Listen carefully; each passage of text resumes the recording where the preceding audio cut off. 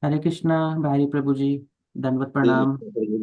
Please accept our humble obeisances. All goes to Srila Prabhupada and Guru Maharaj. Jai Guru. Hari Bol, Hari Bol. Please accept my humble obeisances. All glories to Guru Maharaj and Srila Prabhupada. Jai Guru. So, Prabhuji, we have enough devotees and it's time. So, with your permission, I think we want to start with the group presentations on chapter 10. Yes, Prabhu. Yeah, so I would request group 1 to please start their presentation. And I will also start the timer.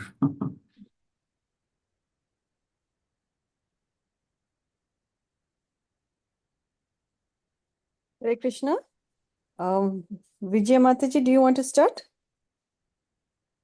Yes, sorry, I was on mute or starting. Hare Krishna, everyone. We are from group 1. Our topic today is understanding Krishna as inconceivable and how that enhances our faith in him.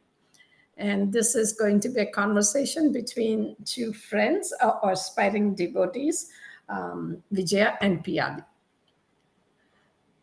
I feel like my faith in Krishna fluctuates. What do I do to keep it growing or at least keep it constant? When I hear everyone's Kartik pledges, I feel like I'm not doing enough. I wonder, is it because I don't have faith? I know you have full faith in Krishna, Piyali. Could you please help? Vijaya, don't have any doubts. I know you have faith in Krishna. You've been a part of ISKCON and have come a long way. You're also a part of the Nitai Sachi Sutta Namhat family for so long. How can you explain that? Because I like the association of all family members and try to get inspiration from Indu's sincere practice and the services, and by Hari Prabhu's lectures, and of course, Prasadam. Exactly. You keep going because you have faith that the association and the lectures may get you closer to Krishna. As our faith and knowledge of the scriptures increases, along with that, our faith in Krishna also increases. Okay, keep talking, Piyali. You know, Krishna said in chapter 7, in verses, I think, 4 and 8 and 11, that he is the energy and essence of all materials of the material world, like water and its taste, earth and its fragrances, fire, its light and heat, so on and so forth, right? Krishna is called Bhagwan because he is full of 6 opulences: beauty, knowledge, riches, fame, strength, and renunciation. And also in verse 9.5, Krishna talks about Yogam Aishwaryam, mystic opulence. Krishna says, and yet everything that is created does not rest in me. Behold my mystic opulence. Although I am the maintainer of all living entities, and although I am everywhere, I am not a part of this cosmic manifestation. For myself is the very source of creation.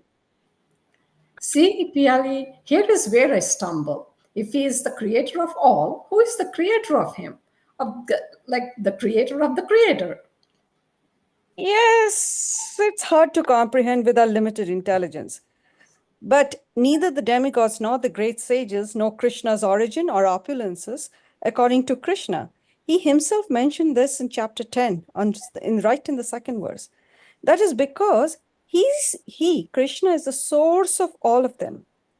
And you know, Prabhupada also in the purport mentioned that if the demigods and sages cannot understand, how can we, mere mortals, even imagine that we can understand Krishna completely? Agree. And you know, again, to reiterate the point, Krishna says that, you know, that the great sages and manus have come from him, born from his mind. All the living entities populating the planets are born from the manus. Lord Brahma is also from the energy of Krishna. And he did penances for 1,000 demigod years before he even realized, that too with Krishna's grace, how to create. The sages, manus, manifested from Brahma, and therefore Brahma is Pitamaha. All the living entities in the universes are born from the manus. That is why Brahma is Pitamaha and Krishna who is the father or the originator creator of Brahma, is Prapitamaha. Something like father of the grandfather? Wow, wait. This really seems vast and I'm trying to understand. I can say I'm related to Krishna? That is one way to look at it.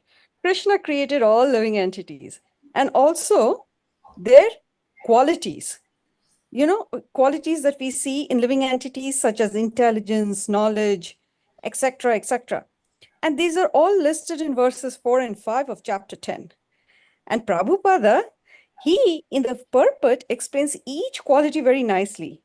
We can read it and discuss, you know.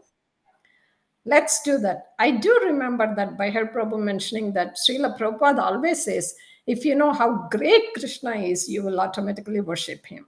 Let's get to know about Krishna more from Guru, Sastra, Sadhu, and Sangha.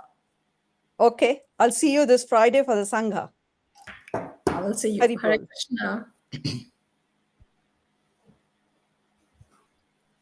Hare Krishna, very nice. I like the way that you linked philosophy to the practical aspect of making advancement in spirituality.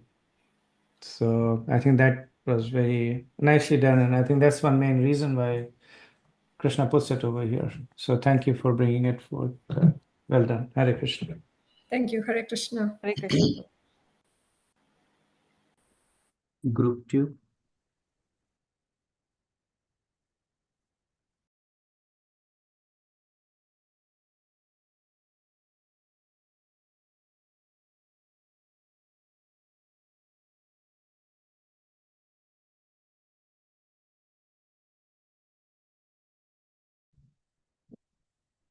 Hare Krishna, everybody.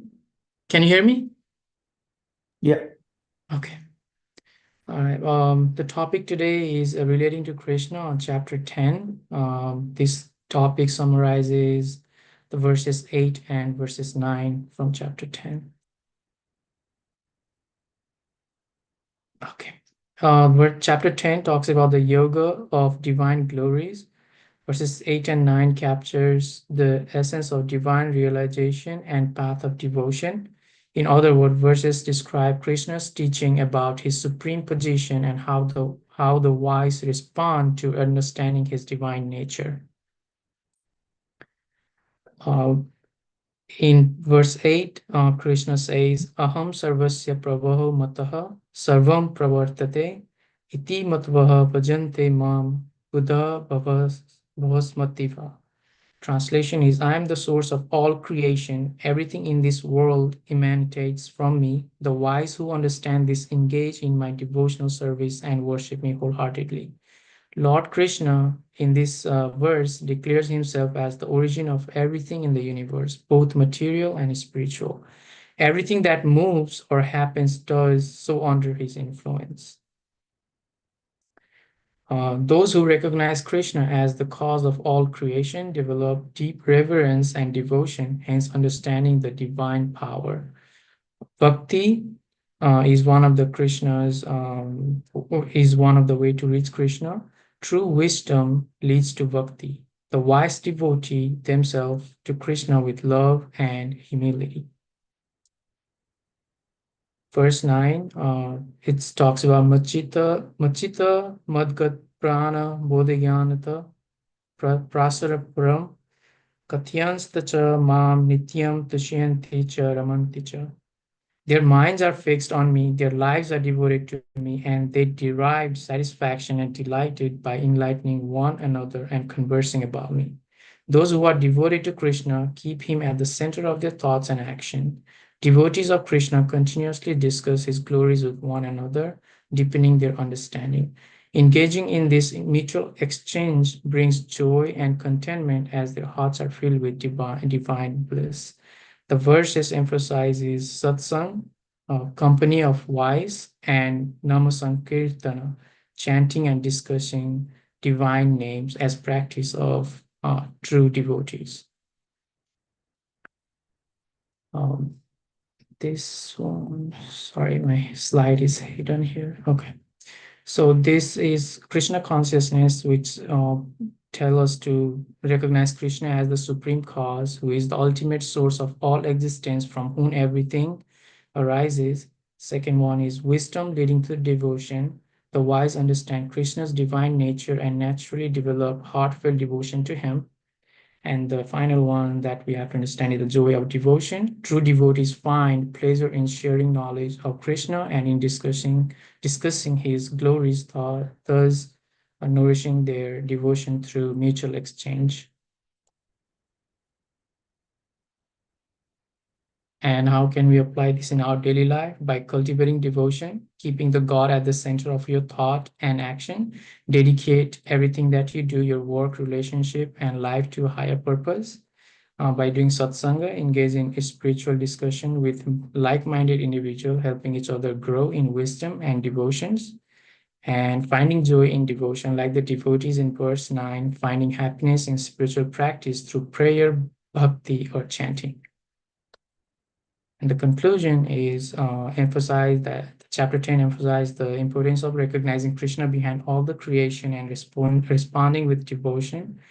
And the wise recognizes Krishna as the supreme cause, and their lives are filled with joy as they engage in devotional service and share his glories with others.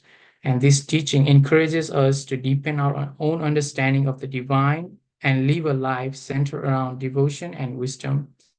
These verses capture the essence of Bhakti Yoga, a path of love, wisdom, and surrender to the divine. That ends our presentation. Hare Krishna. Jai Prabhupada. Hare Krishna. Prakash Prabhu, can you take us back to your second slide, I believe? Yeah, no, the summary, the body of the summary. Go back. Go back. Yeah, this one. So thank you for the summary, and I think this is one of the essences of the verses that comes out. So if you look at these three blocks over here, the first one is Sambandha Gyan, which is recognizing Krishna as the supreme cause. So that is Aham Sarvasya Prabhavo, Matata Sarvam Pravartate. Then the second is Abhidaya, which is what do you do when you recognize that Krishna is supreme? You worship him. So this is the Bhajante Mamatva. So what does one do when one recognizes Krishna's supremacy? So this was also the conclusion that Pyali and Vijaya came up with. You start worshipping Krishna, that is Abhidaya. And then the third part is Prayojan. What do you experience? You experience the joy of devotion. So I like the simple way, Prakash Prabhu and your group, that you have summarized this in a very relatable manner. Also like the way that you're also connecting with the previous presentation. So I think it indicates the continuity of Tattva, which Krishna wants us to appreciate. So thank you to your group, and also thank you to the previous group for setting the stage for this presentation. Hare Krishna.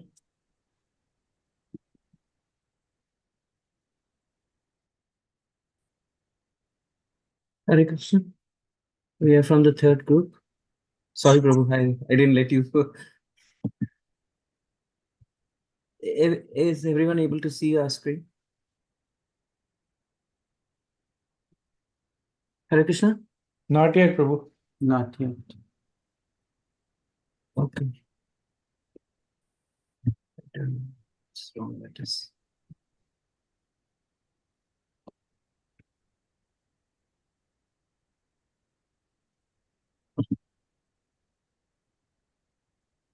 Oh, yeah. Okay. Now we are able to see. It's coming up. Now we can see Krishna's reciprocation. Oh, yeah. Thank you. Thank you, everyone. So we, as group 3, we have the topic Krishna's reciprocation. Now that we know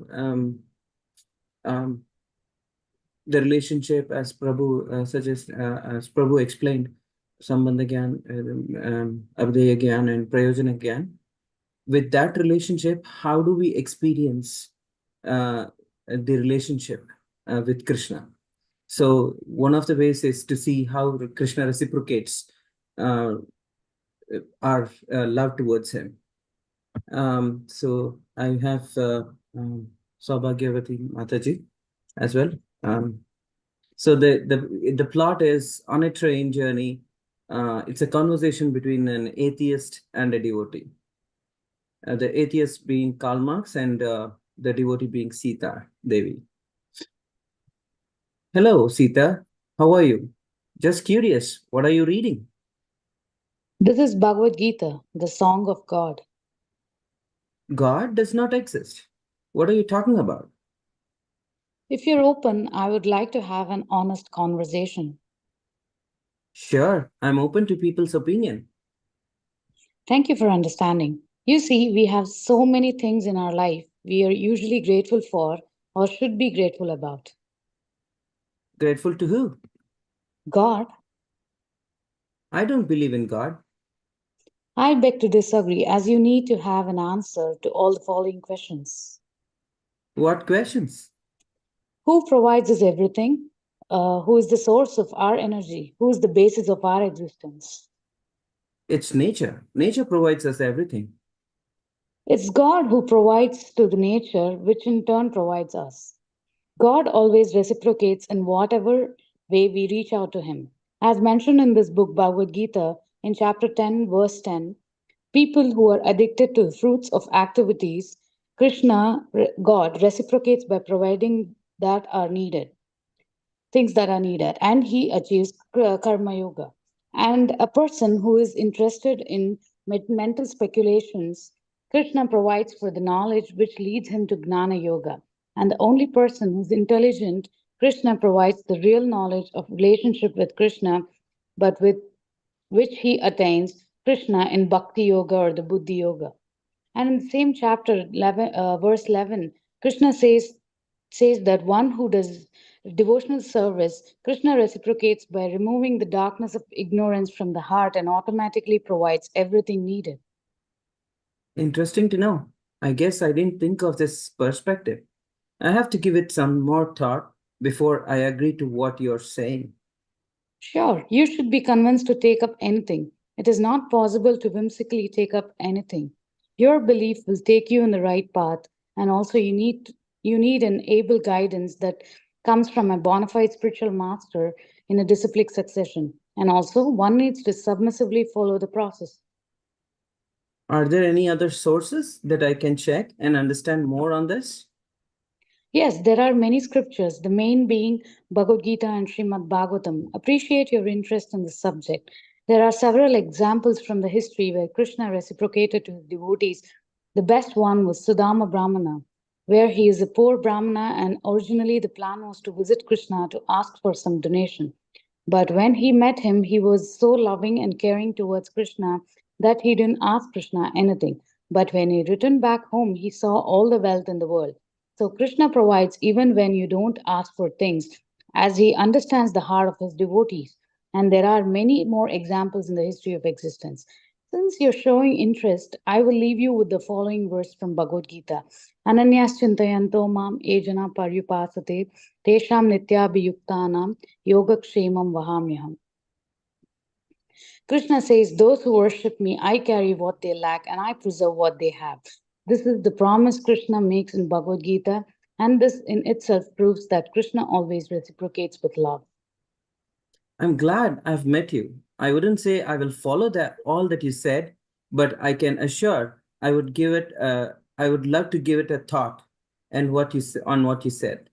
I'm very glad I met you as well. More than happy to help you. You can take my contact and reach out for any questions. Hare Krishna. Hare Krishna. Thank you, Prabhuji. Thank you, Prabhuji. It's very nice.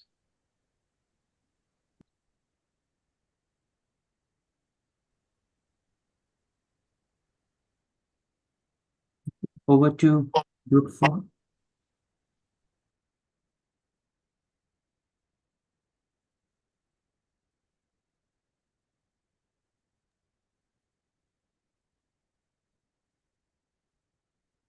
Hare Krishna.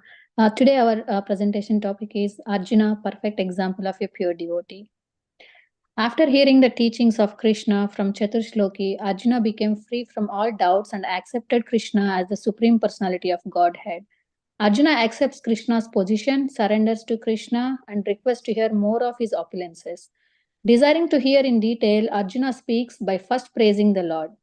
Param Brahma Parandhama Pavitram Paramam Bhavan Purusham Shashvatam Divyam Adidevam Ajam Vibhum.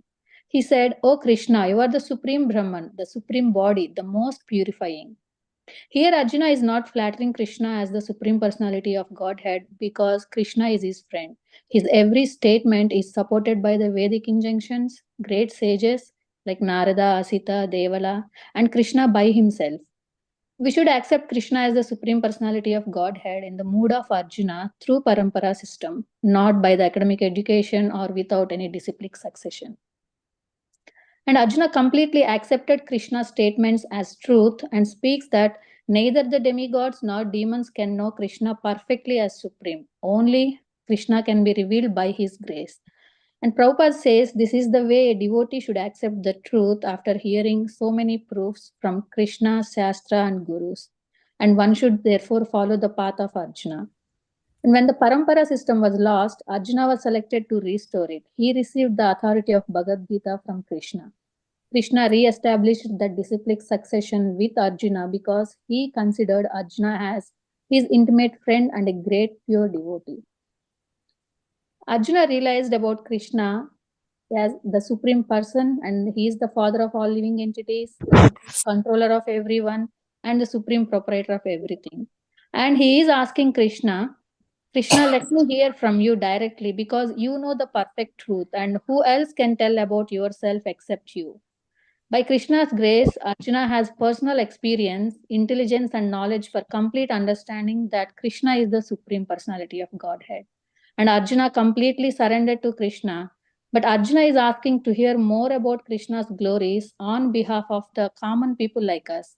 Because common people do not see the beautiful form of Krishna and appreciate it. They see only the material things and think Krishna is also like a common man.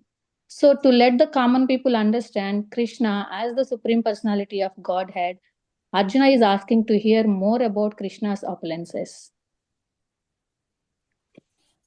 Advantages of hearing Krishna's opulences are it increases remembrance and we can always think of Krishna.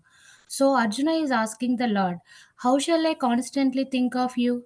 How shall I know you? And in what various forms are you to be remembered? Arjuna, as a pure devotee, out of his mercy, he is asking questions for the common man's benefit and providing the opportunity for common man to understand the all pervasiveness of the Supreme Lord. Krishna is the master of the Yogamaya energy, by which he is covered and uncovered to the common man. The common man who has no lover for Krishna cannot always think of Krishna and cannot understand Krishna spiritually. So they are advised to think of Krishna through material nature. Arjuna is telling Krishna that I am never satiated in hearing about you. For the more I hear, the more I want to taste the nectar of your words. Srimad Bhagavatam says those who have entered into a transcendental relationship with Krishna relish at every step the descriptions of the pastimes of the Lord. Thus, Arjuna is interested in hearing about Krishna. Any narration or statement concerning Krishna is just like nectar, and this nectar can be perceived by practical experience because of Arjuna's sincere devotion and thirst of knowledge. Krishna further revealed his divine opulences to Arjuna. Arjuna is a pure devotee of Krishna. How? By his unconditional love and surrender. Arjuna's devotion to the Lord is not motivated by personal gain or desire, but by a genuine love and complete surrender to the Lord. His unwavering faith. Even in the face of challenges, Arjuna puts his faith completely in Krishna and he accepted the truth that Krishna is the supreme. He eagerness, inquisitiveness to learn. Throughout the Bhagavad Gita, Arjuna repeatedly asks questions to gain a deeper understanding of Krishna's teachings and the nature of the reality. Examples of other pure devotees: Prahlad Maharaja, Draupadi, Gopis of Vrindavana, Narad Muni, Dhruv Maharaj, Sudama, and our dear Srila Prabhupada. Srila Prabhupada's life was a profound demonstration of complete surrender to Lord Krishna in every step. His unwavering faith, devotion, and dependence on Krishna's guidance are evident throughout his journey from his early life. Receiving the instruction from Guru, renunciation and writings, journey to the West and establishing ISKCON. His poem, I am puppet in your hands, O Lord, make me dance as you like, reflects his complete dependence on Krishna. Srila Prabhupada ki jai. Thank you, Prabhuji. Thank you, Hare Krishna. Very nice. I especially like how in the earlier part you clearly demonstrated what does a well-positioned devotee do with the knowledge that he gets, how he gets the knowledge and how he acts upon it. And then in the later part, you demonstrated practical examples. So well put together. Thank you.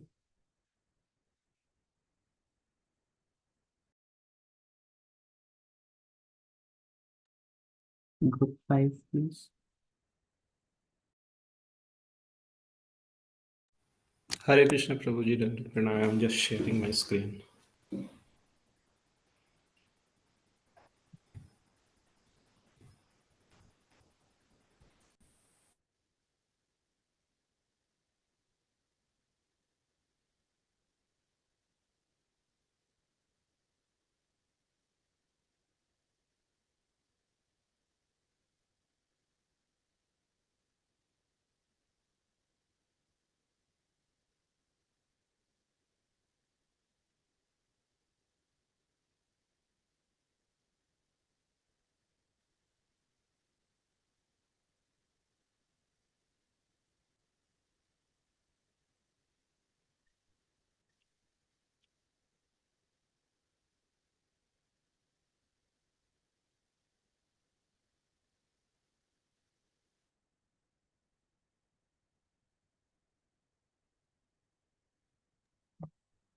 Prabhu is having some technical challenges. Hare Krishna Prabhuji, Dandavat Pranam. Is it visible? It was visible earlier, but you were not audible, but now we can hear you. Try sharing your screen again, Prabhuji. Yeah, the screen is coming up. We see the slide number 2. Go ahead. You are muted, Prabhuji. You have to unmute yourself as well.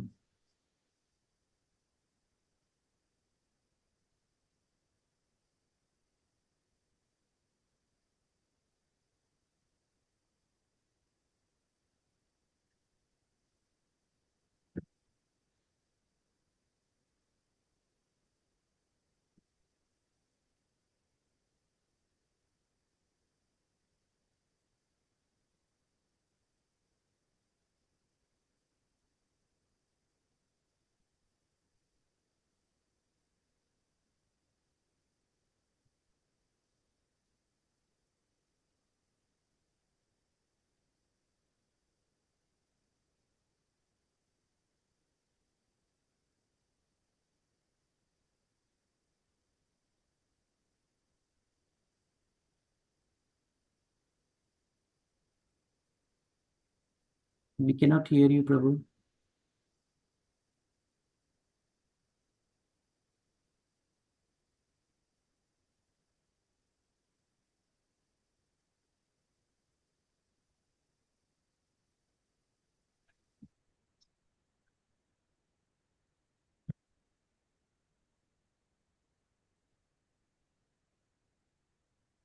Is there somebody else in the group who can Hare present? Krishna Prabhuji, is my voice audible now? Now your voice is audible. Don't do anything with your audio services. Just share your screen, Prabhuji, and keep speaking. I think you're good.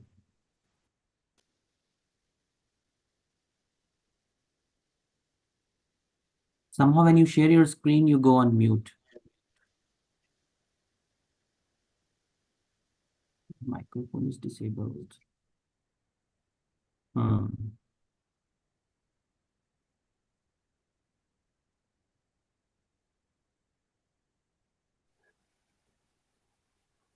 Prabhuji, I will do one thing now. Group 6 can start. I will share my PPT with you. Okay. And then I can speak, because when I am Let's do sharing that. the screen, Yeah, it's that's a good idea. Send it to whatever. Okay, we'll have group 6 do their presentation first.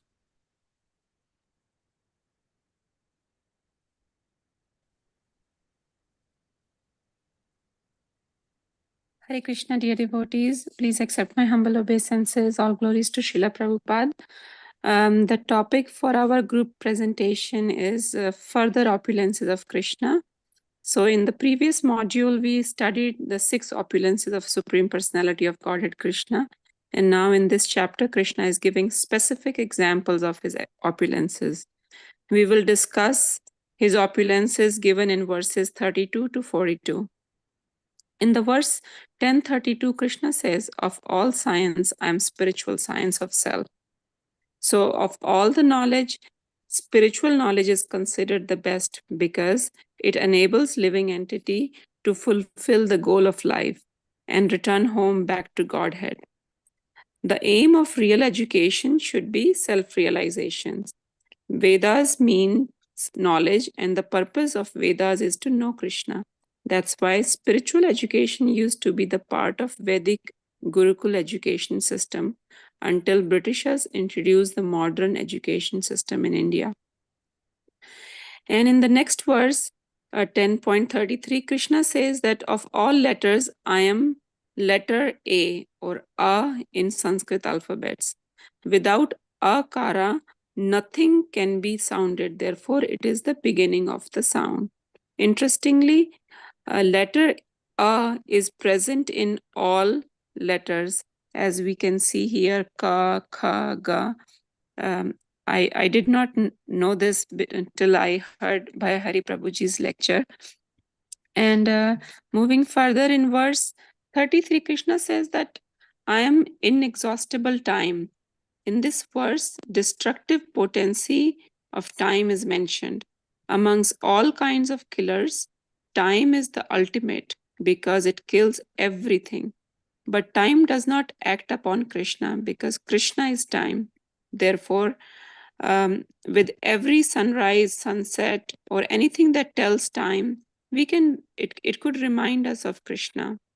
Although time is eternal and infinite, our time in present human body is limited. We should always be conscious of time. And I have heard people say, I'm passing time, I'm trying to kill time. But as devotees, we should see that we should see time as Krishna. We should value it and utilize it in Krishna's service. In Srimad Bhagavatam 2.3.17, it states that both by rising and by setting of the sun, it decreases the duration of life of everyone.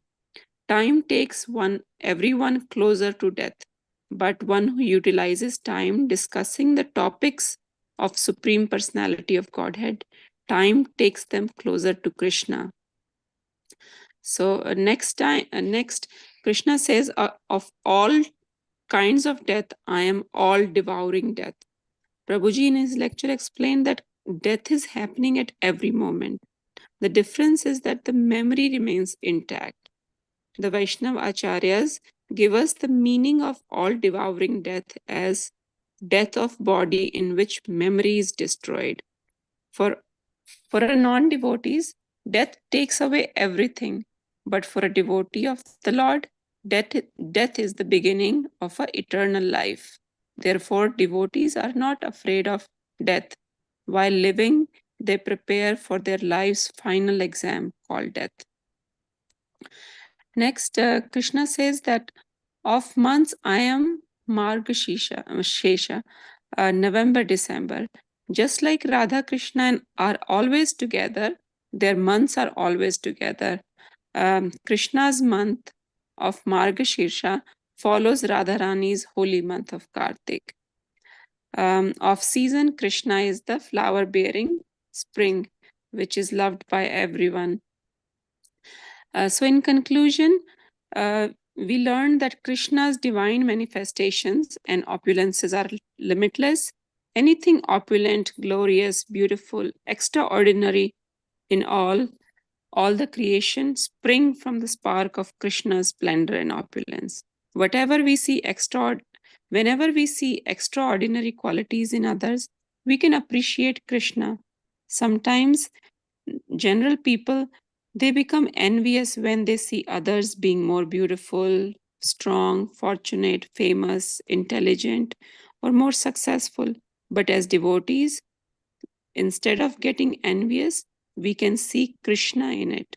Similarly, if we possess some qualities, instead of becoming arrogant or proud, we can be grateful to Krishna because they are his qualities.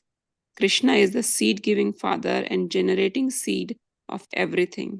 He is the original cause of everything that exists.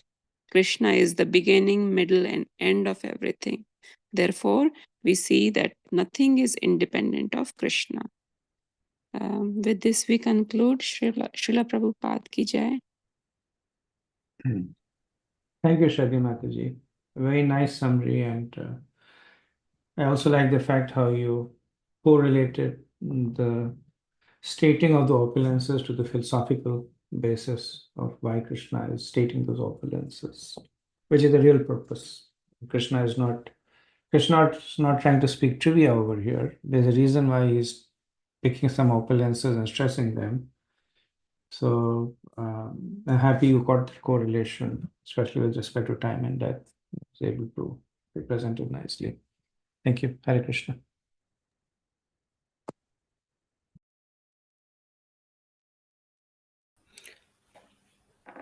Hare Krishna Prabhuji, done with pranam. Please accept my humble obeisances. Can we go to next slide? Prabhuji, can we move to next slide? I don't think it is possible to understand the greatness of Krishna and his opulences. Our senses are limited and unable to understand the totality of Krishna's affairs. That's correct, Prabhu. But Lord Krishna knows that, and that's why he agrees to state only the salient manifestations of his different energies. Next slide, Prabhu. Prabhu, next slide, please. I have a doubt, Prabhu.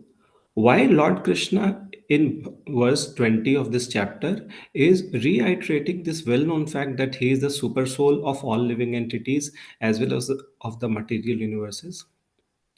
Prabhu, actually, Lord Krishna wants us to appreciate his specific opulences, and that's why comes down to present what is relatable for anyone even having little faith in the Vedic process, except pantheists and impersonalists.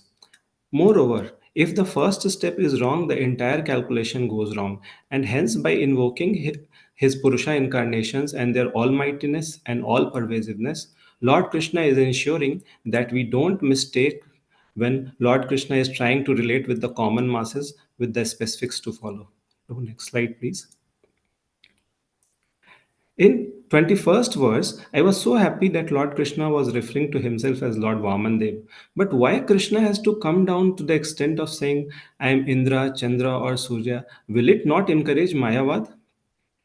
Prabhu, anything can be misinterpreted anyway. The actual purpose is that Lord Krishna wants to strike a chord with those who are more interested in the created universe or celestial objects. Lord Krishna's point is that whatever is sublime in the worlds is a representation of his own, and we will do better to chant his holy name on seeing this and remembering him. For example, by referring to the consciousness, Lord Krishna wants to highlight that matter has no consciousness like the living entity. Therefore, this consciousness is supreme and eternal. Consciousness cannot be produced by a combination of matter. Life comes from life. Prabhuji, next slide, please. My heart was breaking to see the humility of Lord Krishna in making such comparisons. What made me ecstatic was the comparison with the chanting of holy name. Oh, yes, Lord Krishna has no false ego, ahankara. He is coming down to material world so that he can give his mercy to one and all. And in order to make us chant Hare Krishna and connect with him directly, he is giving such examples. That's why Srila Prabhupada is specifically underscores that the chanting of Hare Krishna Mahamantra is the purest representation of Krishna. Sometimes animal sacrifices might be recommended, but in the Japa Yagya, there is no question of violence. It's the simplest and purest. Prabhuji, please, next slide. I can relate with Lord Krishna reminding us the gifts he gave us by the Samudra Manthan Leela, or appreciating the importance of sacrifice of sage Dadhichi by correlating with the thunderbolt weapon. But can you share why he is referring to Kandarpa? Prabhuji, based on Srila Prabhupada purport, I can say that the desire to have Krishna conscious children is not condemned as materialistic. Rather, it is glorified by all Vedic authorities, and herein Lord Krishna is referring to that Kandarpa. Prabhuji, next slide, please. I still have a doubt, Prabhu. Why opulences like time and death, which generally instill fear in everyone, are placed in juxtaposition with Prahlad Maharaj? Prabhuji, Mother Diti and Mother Aditi are two sisters. The sons of the latter are called Adityas, who are Krishna Bhaktas, and the sons of the former are Daityas, generally atheistic. Srila Prahlad Maharaj was born in the family of the Daityas from his childhood. Still, because of his devotion, he became completely fearless in the self same body and invoked everyone to chant Hare Krishna. I think that's why this juxtapositioning is important. Okay, let us check our understanding of this section in a nutshell. Lord Krishna is the summum bonum of whatever great or wonderful we see, and hence we must engage in chanting the holy name with all respect and adoration, following in the footsteps of Prahlad Maharaj, and then we can also become fearless even in this material world. Nothing can stop the flow of bhakti, and if we fail to do that, this material world is very dangerous. Okay, let us document and present to our Bhakti Shastri teacher. Even if there is a redo, it will be even more joy. Hare Krishna. Jai Shri Prabhu. Thank you, Prabhu. I was just curious that you were speaking from both the parts. There's nobody else in the group to co-present along with you? Prabhuji, actually, I have never presented, and somehow the devotees were busy in other services. So that's why. Okay. Yeah, very good. I think I like the content and the flow. So both of it was done very well. No need to represent. Thank you so much, Prabhu. Thank you, Rup Raghunath Prabhu, for sharing the slide. I'm sorry for the 5 minutes which were wasted. I'm sorry. Problem. Okay, thank you everyone for your wonderful presentations. We have 15 minutes. If anybody has any questions on the chapter 10, please feel free to raise your hand and Prabhuji can help us.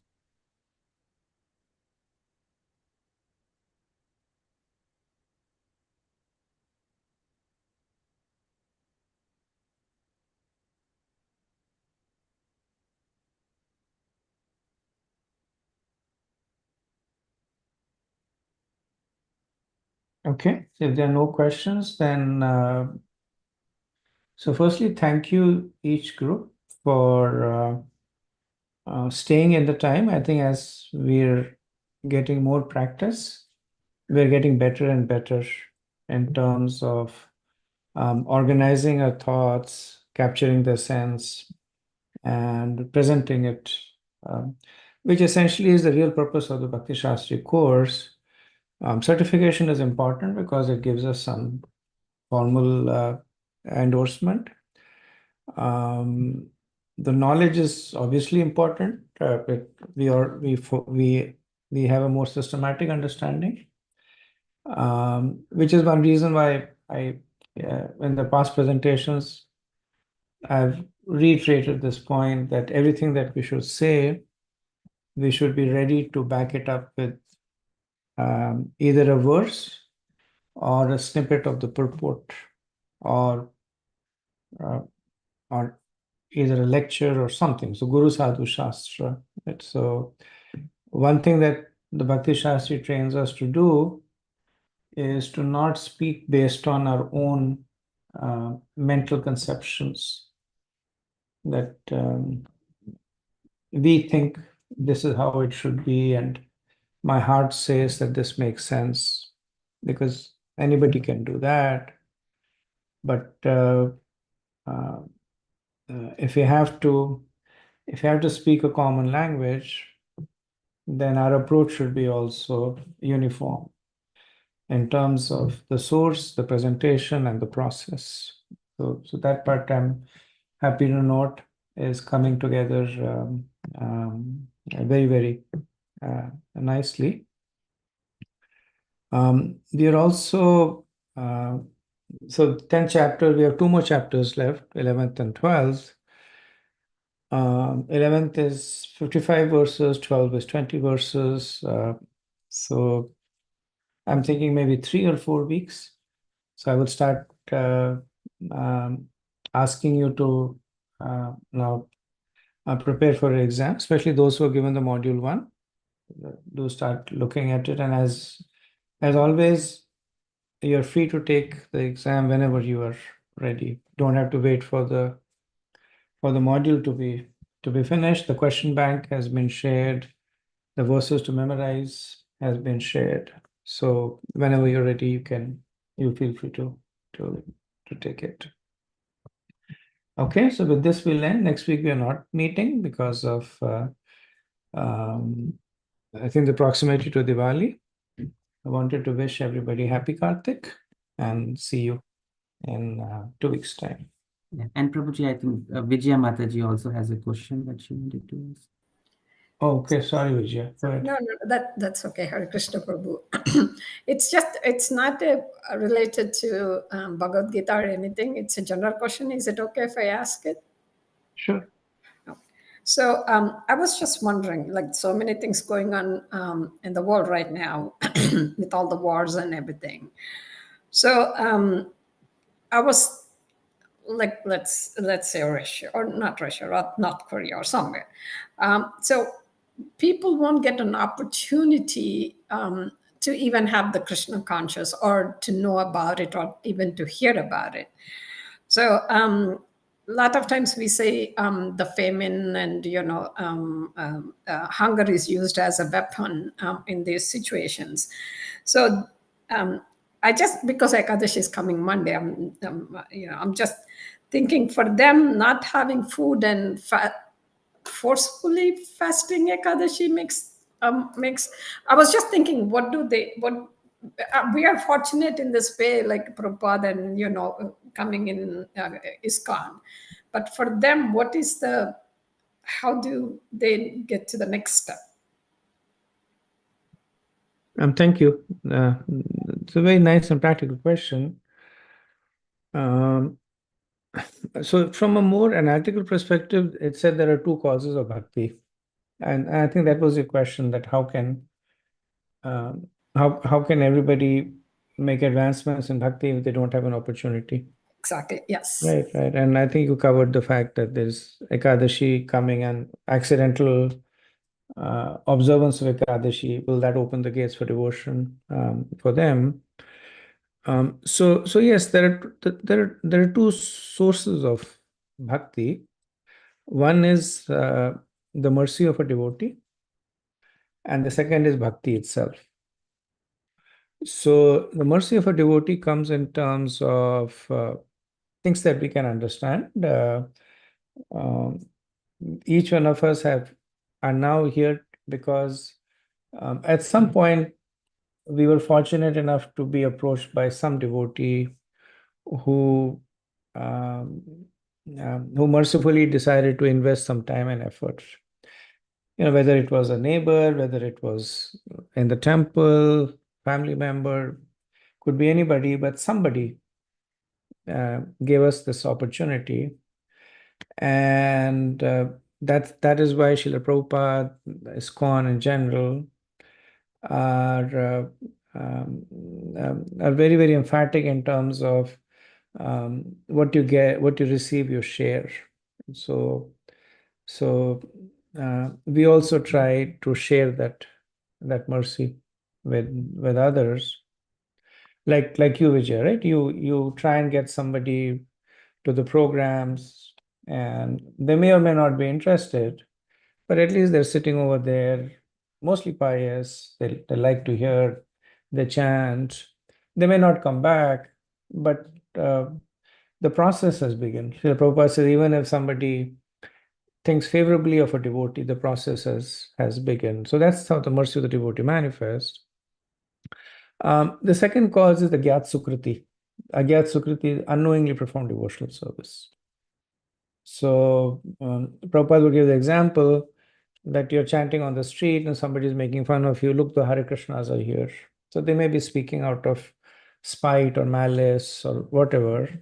But the fact that they spoke Krishna's name, in the 7th canto, 1st chapter, verse 13, Narad Muni makes this point, that whether out of anger, envy, lust, one way or the other, yena tena prakara, another, one way or the other, if one is somehow connected to Krishna, one's devotional service begins.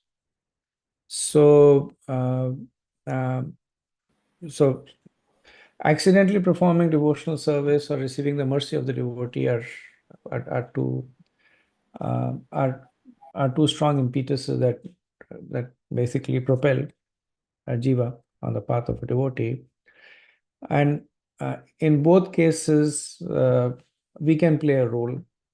Like we can create opportunities for somebody to accidentally come across Krishna. Prabhupada Maharaj makes this point that you can put pictures of, if their work environment allows, you can put pictures of Krishna, Radha Krishna, or the temple deities in your office.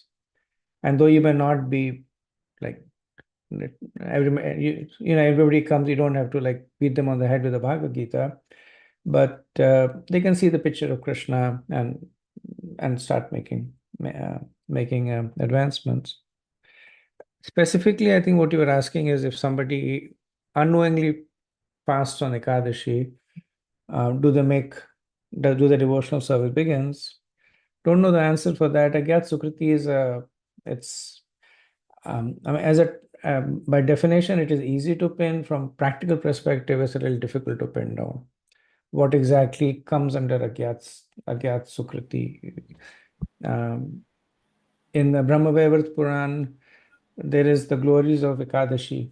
So there are those 26 chapters that glorify the 26 Ekadashis. And each one of them stems from Agyat Sukriti, accidentally following Ekadashi. Like in one case, there's a thief, he runs, there's people running after him, he climbs up a tree, and then he stays hidden up the tree while the people are around, and it happens to be Ekadashi. So one case, there's a person who's poor, they have nothing to eat, it happens to be Ekadashi. There's the case of Prahlad Maharaj in his previous lifetime. He was Brahman, but he was a debauched person, and he was arranging for a liaison with his girlfriend. And so they agreed to meet in a forest. There was a building, and it was an abandoned building. And so he cleans the place up, hoping to have a tryst with this beloved. But when she comes, they quarrel, and they stay up all night quarreling, and they don't eat anything. So that place happens to be a nursing temple, and that day happens to be Nursing Chaturdashi. So based on that, he gets an opportunity to take birth as Prahlad Maharaj. Right? So there are a lot of examples of Agyat Sukriti, but the general understanding is that it's difficult to specifically define what is Agyat Sukriti and not. So we try to create circumstances. We try to cast a wide net and see, maybe it is, maybe it is not, but at least we give the opportunity. Thank you. Thank you. Hare Krishna, Prabhuji. Since we have another 5 minutes, maybe I can also ask something. And it's more of an affirmation, Prabhuji. So, like the group 2 was presenting the 3-step process, right, which eventually results into devotional happiness when we surrender to Krishna. But that devotional happiness at least for grastas or for, we are in two boats, so to say, material life as well as practicing Krishna consciousness. There is also unhappiness from the material life. So when we get devotional happiness, and this is what I heard, that Krishna may not, devotional happiness does not mean that Krishna will take away the problems in your life in the material world, but maybe he'll give you the power to tolerate or overcome those happiness with the power of this spiritual devotional happiness, so to say. So is that the right understanding, Prabhuji, that Krishna is not a give and take, but yeah, he empowers you? Yes, Prabhu, there are two aspects to it. One is that once a person takes to devotional service, the law of karma ceases to act. So happiness and misery is typically the result of karma. But when a person takes to bhakti, he is no longer subject to the law of karma. So why does the person have happiness and distress? So it's called Krishna karma.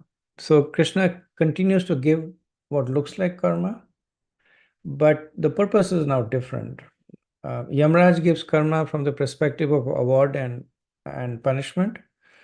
Krishna gives karma from the perspective of helping one make devotional advancement. So he will give auspicious things to encourage people to take to the path. Because devotees, when something good happens, they say, okay, thank you, Krishna. So it increases their bhakti. When something bad happens, they look at it and say, well, maybe this is where I'm not doing as good. Maybe I should chant better rounds, or maybe I should not be careful not to offend devotees. So they also look at it from both ends, that as encouragement in bhakti and as areas for improvement in bhakti. But it's all coming from Krishna. And you're right that because it's coming from Krishna, whatever Krishna gives, he also gives us the ability to tolerate it. Right. So in the 10th canto, 80th chapter, verse 8, there's a famous verse that Prabhupada recited when he was told that his factory in Lucknow had been burnt and his funds had been stolen. And then when Prabhupada hears that, then he starts laughing and he recites that verse, that when Krishna is especially favorable on his devotee, then he takes away everything. So I remember when I first read it, I went and said that I'm not sure I'm prepared to give away everything. Prabhupada may have been laughing, but if my house got burnt and my money got stolen, it'd probably be difficult for me. And the devotee said, don't worry, Krishna will, at the end of the day, Krishna is not in the business of punishing us. Krishna will give us whatever is we need to make advancement. So Prabhupada was at the level where when this happened, Right. he was able to use it as a catalyst to enhance his devotion. And for us, we are more enthused by the positive strokes that Krishna gives us. Right. That you're driving down the road, you have 7 traffic lights in front of you, all of them are green, and then you say, okay, thank you, Krishna. Right? That's something that is more likely to enthuse us, right? So Krishna is expert in doing whatever is needed to accelerate our journey towards him. Right. I was recently reading Canto 1, Chapter 18, Maharaj Parikshit, and I was also listening to your Bhakti Vaibhav class, wherein in one verse it said that Krishna saved Maharaj Parikshit even from a Brahmastra, and he was in the womb. But on the other hand, now he's going to die because of the curse of unqualified Brahman. And it's both Krishna. On one hand, he tried to help, in second hand, he doesn't try to help. But how Maharaj Parikshit took it as, blessing in both the situations. So yeah, You're right. that's their level. That's a very good example. Thank you for sharing. Thank you, Prabhuji, so much. We are also on time. So thank you so much, Prabhuji, for the Hare class. Krishna, Prabhuji. I'm sorry to interrupt. I have a small. I wanted to share something, a realization that was related to the topic that you were asking question, Prabhuji. That sometimes when our karma comes to us and we it causes pain or discomfort. The other day I was feeling that something happened, and after that, when I was chanting, I had a very good absorption. I was deeply connected, And at that moment, I felt like, it happened for my purification. Maybe, that discomfort situation or whatever it was, it took away, it made me, after going through that, I feel like I've become more, it led me to have more purification. So sometimes I was feeling that sometimes the so-called punishment, if we take it as a, we tolerate those and we take it as a purification, it really helps us. And I just wanted to share that, Prabhuji. I hope it is appropriate to your question. Yes, Mataji. Thank you so much. Thank you, Shraddha Mataji. Okay, so we'll end over here. Yes. Vanchakalpatarubhyascha kripa sindhubhyeva cha patitanam pavanebhyo vaishnavebhyo namo namaha. Anant Koti Vaishnavinda ki jai. Jai. Srila Prabhupada ki jai. Jai. Kartik Mahamas ki Jai. jai. Jai. Idai Gaur Premanande. Hari Hari Hari Bol. Hare Thank you, Krishna. Prabhuji. Thank you, Prabhuji. Hare Krishna. Thank you, Prabhuji. Hare Hare Krishna. Krishna. Thank you so much, Prabhuji, for the Hare nice Krishna, class. Prabhuji. Thank Hare you so Krishna. much.